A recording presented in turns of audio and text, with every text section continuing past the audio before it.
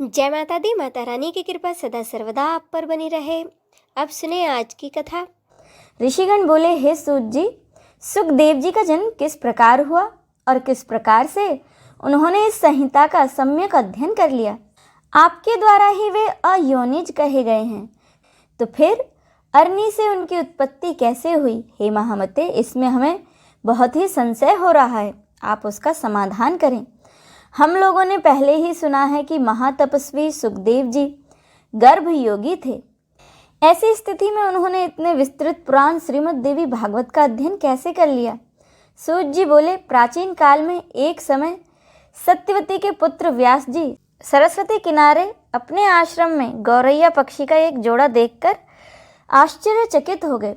व्यास जी ने देखा कि अंडे से तत्काल पैदा हुए लाल मुख वाले सुंदर अंगों वाले एवं पंख रहित शिशु को घोंसले में ही छोड़कर वे दोनों उड़ गए और अत्यंत परिश्रम से चारा लाकर उस शिशु की चोंच में डालते हुए दोनों अत्यंत प्रसन्न होकर उस शिशु के अंगों को अपने अंगों से रगड़ते हुए प्रेम पूर्वक उसके सुंदर मुख को चूम रहे थे। व्यास जी उस शिशु में उन दोनों पक्षियों का ऐसा अद्भुत प्रेम देखकर चिंता में पड़ गए और मन ही मन सोचने लगे, यदि अपने पुत्र के प्रति पक्षियों में ऐसा प्रेम दिखाई दे रहा है, तो अपनी सेवा का फल चाहने वाले मनुष्यों में ऐसा प्रेम व्यवहार होने में आश्चर्य ही क्या है? क्या ये दोनों पक्षी इसका सुख साधन स्वरूप विवाह करके स्वयं सुखी रहते हुए इसकी वधू का सुंदर मुख देख पाएंगे? क्या इनकी वृद्धावस्था में यह धर्मनिष्ठ पुत्र पुण्य प्राप्ति के लिए इन दोनों की सेवा करेगा? धन आदि अर्जित करके क्या यह अपने माता पिता को संतुष्ट रखेगा? पुत्र के शरीर का आलिंगन और विशेष रूप से उसका लालन पालन इस संसार में सभी सुखों में उत्तम सुख कहा गया है। पुत्र रहित मनुष्यों की न तो सद्गति होती है और न तो उन्हें स्वर्ग की प्राप्ति होती है। इसीलिए परलोक साधन के लिए पुत्र से बढ़कर अन्य कोई उपाय नहीं।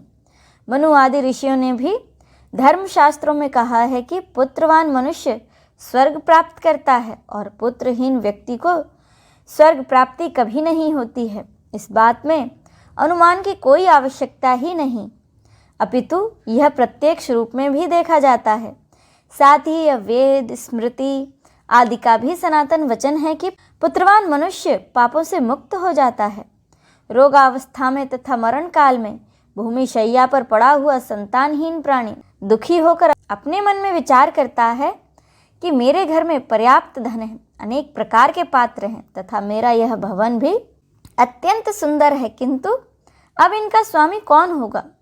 इस प्रकार उस प्राणी का मन अति दुखी होकर भ्रमित होता रहता है। इसीलिए उस भ्रांत मन वाले प्राणी की दुर्गति अवश्य ही होती है। इस प्रकार अनेकानेक चिंतन करके और बार बार लंबी तथा गर्म सांसें लेकर सत्यवती पुत्र व्यास जी का मन अत्यंत खिन्न हो गया।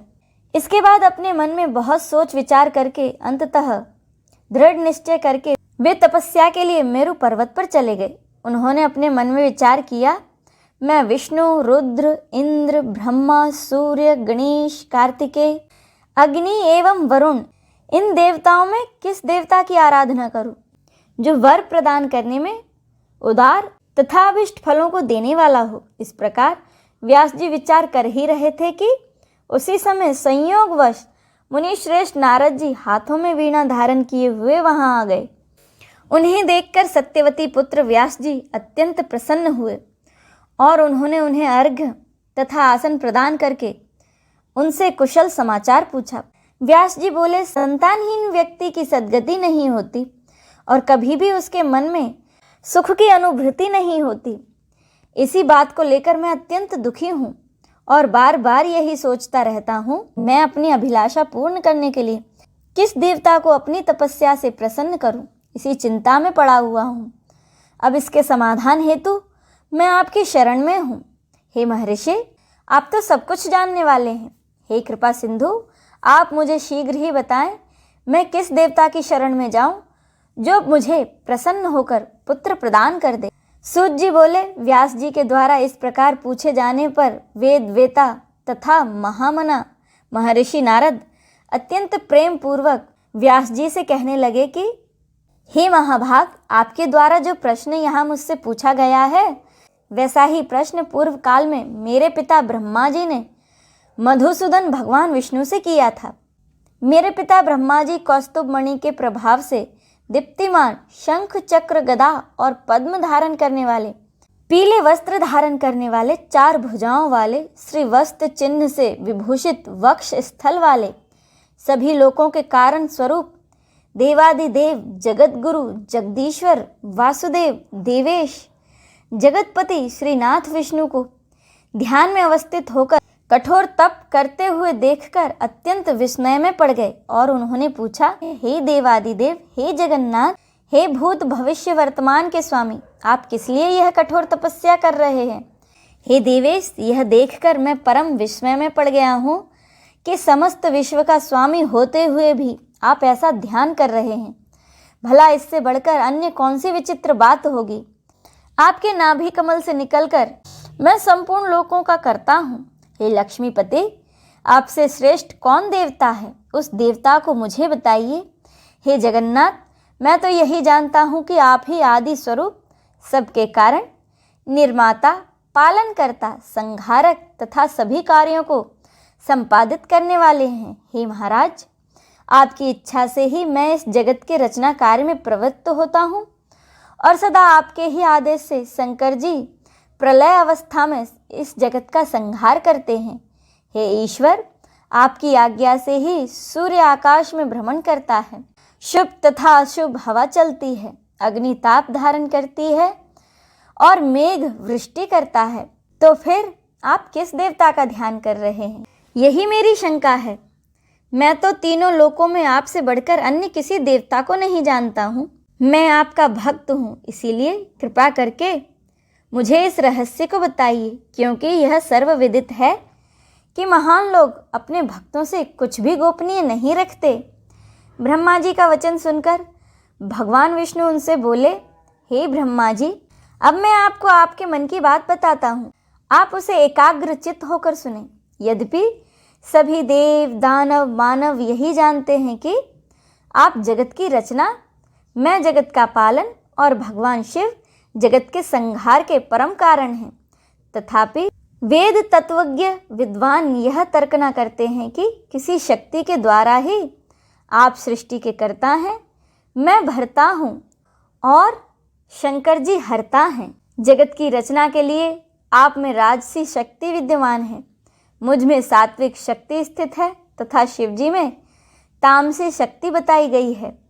उस शक्ति के न रहने पर आप ना तो इस सृष्टि की रचना कर सकते हैं, ना मैं पालन कार्य में समर्थ हो सकता हूँ और ना ही शंकर जी इस जगत का संहार कर सकते हैं। हम सभी निरंतर उसी शक्ति के अधीन रहते हैं।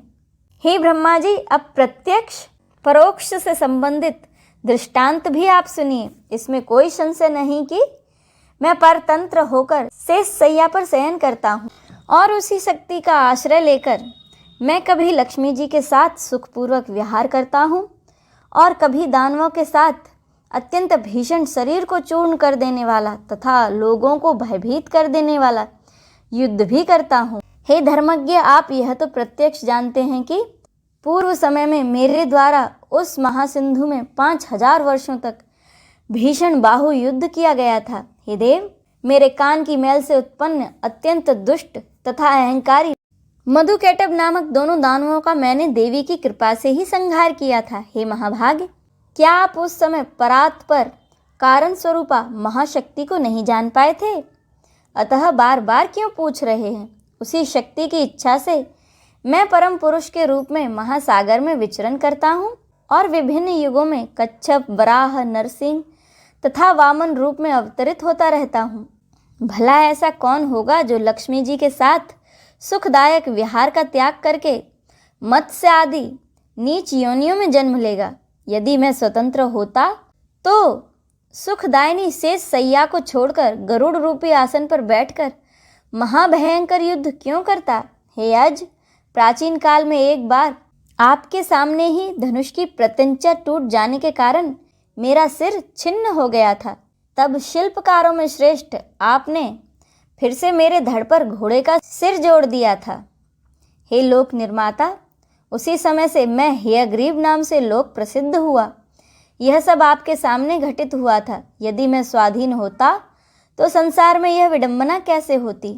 अतएव मैं स्वतंत्र नहीं हूँ, अपितु सर्वथा उसी शक्ति के अधीन हूँ। मैं निरंतर उसी शक्ति का ध्यान करता हूँ। मैं इसके अतिरिक्त अन्य कुछ भी नहीं जानता। नारद जी बोले, हे व्यास जी, भगवान विष्णु ने ब्रह्मा जी से जो कुछ कहा था वे सारी बातें मेरे पिता ब्रह्मा जी ने मुझसे कही थी। अतः आप भी कल्याणकारी पुत्र प्राप्ति के उद्देश्य से सर्वथा संशय रहित होकर अपने हृदय कमल में देवी भगवती के चरणों का ध्यान कीजिए। वे देवी आपकी सभी इच्छाओं को पूरा करेंगी। सूत जी बोले, नारद जी के ऐसे कहने पर सत्यवती पुत्र व्यास जी देवी के चरणों में अपना ध्यान केंद्रित करते हुए तपस्या के लिए पर्वत पर चले गए। अब इससे आगे की कथा का रसपान हम अगले अध्याय में करेंगे। जय माता दी।